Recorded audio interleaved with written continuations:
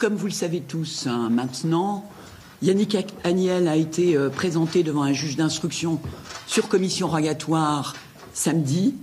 Il a été, après 48 heures de garde à vue, 48 heures de garde à vue qui ont été gérées par les services de police judiciaire de Besançon, représentés ici par leur commissaire. Il a été ensuite, donc, il a été mis en examen pour des faits de viol et agression sexuelle sur mineurs de 15 ans. À la suite de réquisitions de placement en détention provisoire de la part du parquet, le juge d'instruction a décidé de saisir le juge des libertés et de la détention d'un placement en détention provisoire de Yannick Agnel, essentiellement sur des motifs tenant à des problèmes de pression qu'il pourrait y avoir sur les victimes, puisque les garanties de représentation, il les a. Le juge des libertés et de la détention en a décidé autrement. Il a placé Yannick Agnel sous contrôle judiciaire avec un certain nombre d'obligations et d'interdictions. Celles-ci sont les suivantes. Il lui est interdit de quitter la petite couronne parisienne. Il lui est interdit, sauf convocation judiciaire, de se rendre à Mulhouse. Il lui est fait obligation, en tout cas, de remettre son passeport dans un temps qui a été déterminé par le juge des libertés et de la détention. Il lui a été fait interdiction d'entrer en contact avec son agent Sophie Camoun, avec un certain nombre de personnes faisant partie de la famille Heurteur et évidemment avec sa victime qui est, comme vous le savez tous, Naomi Heurter, qui était, au moment des faits en 2016, âgée de 13 ans. Je peux préciser peut-être que Yannick Agnel reconnaît la matérialité des faits qui lui sont reprochés. Il précise que pour lui, il n'avait pas en tout cas le sentiment qu'il y a eu contrainte. Si les faits sont, et ça c'est moi qui le rappelle, si les faits sont effectivement constitutifs de viol ou d'agression sexuelle, c'est parce que, vous ne l'ignorez pas, il existe une différence d'âge importante entre les 13 ans qui était l'âge de la jeune victime et les 24 ans de Yannick Agnel au moment des faits qu'il reconnaît, hein, je le reprécise, en tout cas matériellement. Est-ce que vous savez quelle va être la ligne de défense? Du coup, c'est de dire qu'il n'y avait pas, qu'il y avait consentement. Alors la ligne de défense, je pense que les avocats seront tout à fait à même de vous la préciser. La seule chose que je peux vous dire, c'est qu'effectivement, Yannick Agnel reconnaît la matérialité des faits qui lui sont reprochés. En ce qui concerne les faits de viol, il a pour certains d'entre eux un problème, j'allais dire, de souvenir, mais qui peuvent très bien après revenir au fil de l'information judiciaire. Mais en tout cas, les faits sont reconnus. Le viol sur mineur, d'habitude, la réponse de la justice, c'est une incarcération assez systématique. Là, la personnalité du mis en cause a évidemment été un élément qui est entré en ligne de compte. Bien sûr que non. La personnalité du mis en cause n'est absolument pas entrée en ligne de compte.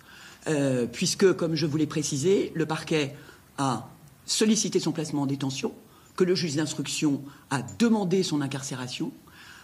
Je pense que l'un comme l'autre, on s'est demandé ce qu'on ferait dans une situation identique et si effectivement Yannick Agnel n'était pas Yannick Agnel, mais que c'était, j'allais dire, quelqu'un de quelconque et qui ne soit pas connu. Ces réquisitions étaient celles-ci.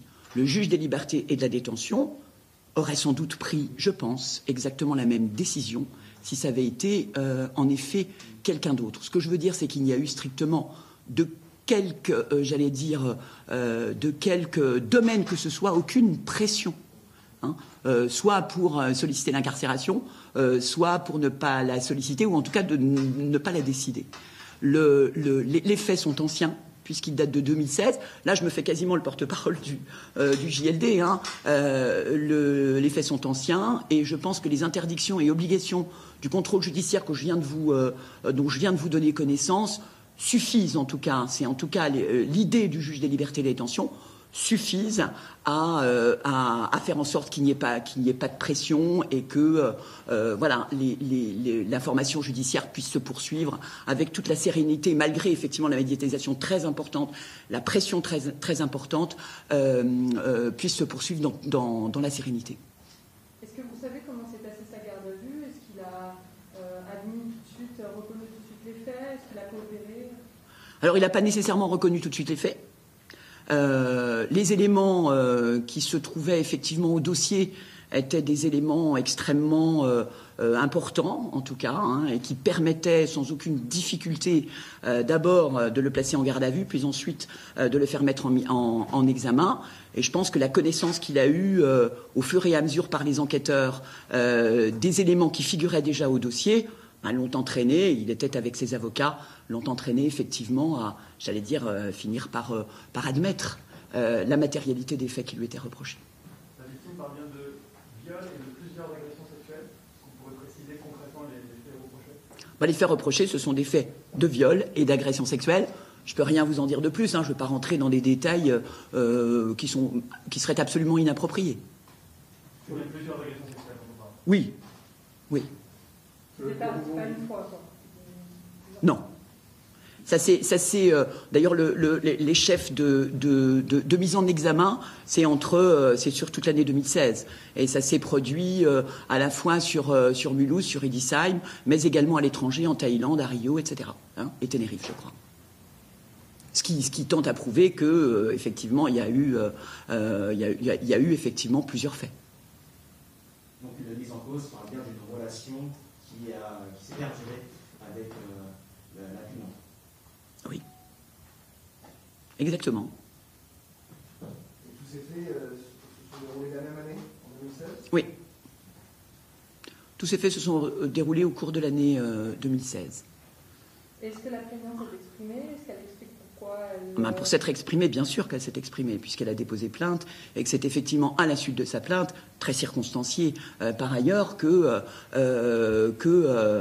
y a une enquête qui a été ordonnée par le parquet, puis assez rapidement l'ouverture d'une information judiciaire, puisque la plainte date de juillet, que l'ouverture d'information judiciaire date de la fin du mois d'août. Est-ce qu'on peut dire qu'elle était sous l'emprise de Yannick Gagnon? Quand on a 10 ans de différence d'âge, il est évident, c'est considéré par la loi comme étant, en tout cas à l'heure actuelle, une véritable contrainte. Bien sûr qu'il y a puis la personnalité peut-être de Yannick Aliel aussi qui a pu entrer en ligne de compte. Hein. Voilà quelqu'un qui était quand même un champion et qui avait une vraie personnalité, une personnalité forte. Voilà, mais ça c'est ce qui caractérise, en tout cas pour nous, les faits de viol et d'agression sexuelle. Est-ce qu'elle a su à un certain moment lui dire non, qu'elle n'était pas contente? Je ne rentrerai pas dans ces détails-là, hein, qui lui appartiennent en plus totalement. Je ne rentrerai pas là-dedans. Est-ce que lui a exprimé des remords, des regrets?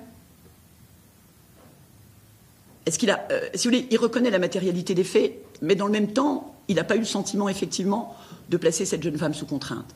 Je pense qu'il regrette, en effet, peut-être de ne pas avoir suffisamment réfléchi à l'époque des faits sur cette fameuse différence d'âge. Voilà. Je pense qu'il le regrette, oui. En tout cas, s'il s'est exprimé ainsi. Les faits sont déroulés en 2016. Vous savez pourquoi elle a porté plainte 5 ans plus tard?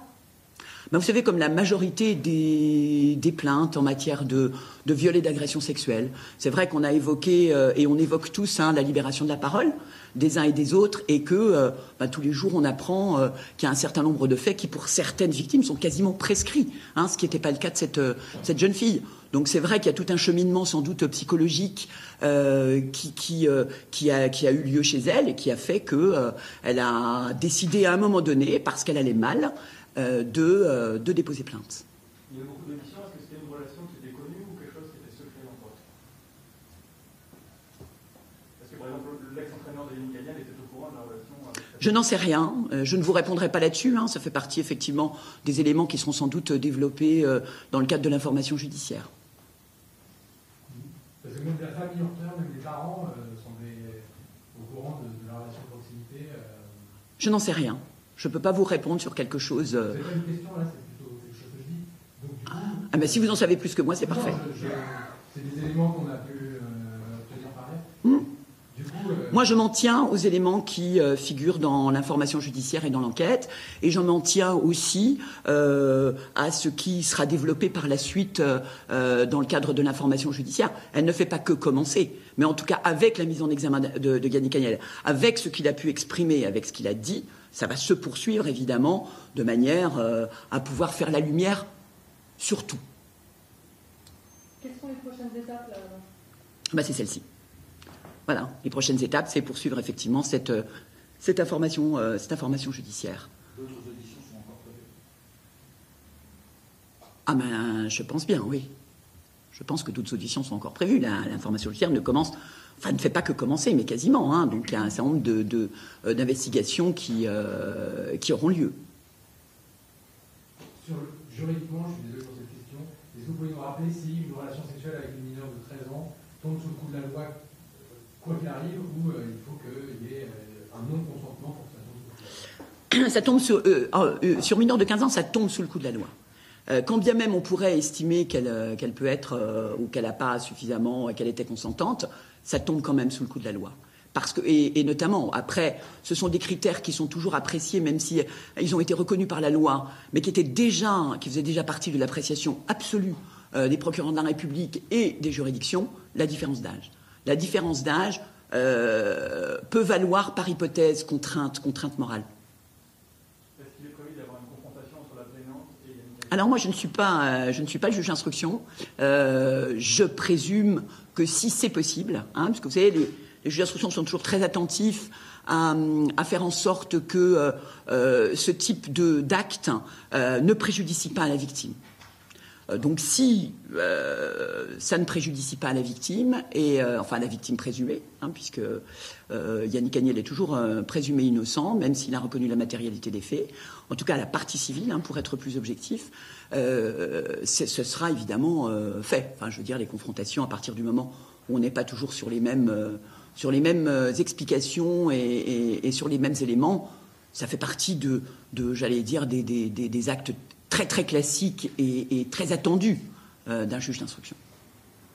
Avant même ces faits d'agression sexuelle, il y avait déjà un contentieux juridique entre les Agnel, le famille Horter et le club de Mulhouse. Est-ce que vous pouvez nous rappeler quelle est la nature de ces faits? La nature de ces faits, vous la connaissez tous, c'est-à-dire qu'effectivement, je crois qu'il y avait un problème financier entre le MON et que dirige Lionel Horter ou qu'il dirigeait en tout cas à l'époque, et Yannick Agnel qui était le nageur du MON, et il y avait une demande en effet de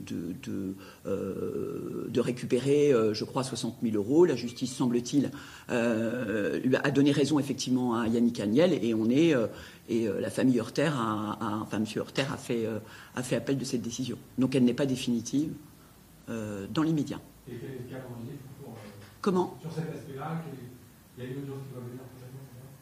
À la Cour d'appel, oui. Je crois que c'était en mars 2022. Voilà, que l'audience a été prévue. Voilà. Alors qu'il y ait des difficultés d'ordre financier entre la famille Horter, j'allais dire, et Yannick Agnel, pour moi, n'a pas de lien direct avec la plainte qui a été déposée par cette jeune femme. On l'imagine, en tout cas. Pour revenir sur les faits, est-ce que les faits se sont déroulés lorsqu'il était hébergé dans la famille de Horter ou pas du tout? Oui. Est-ce que la plaignante est toujours à Mulhouse avec sa famille? Oui. Alors, je vais peut-être donner la parole maintenant à Madame Jandel, qui est commissaire, pour qu'elle vous explique peut-être un petit peu opérationnellement ce que cette enquête a pu solliciter comme moyen, en tout cas.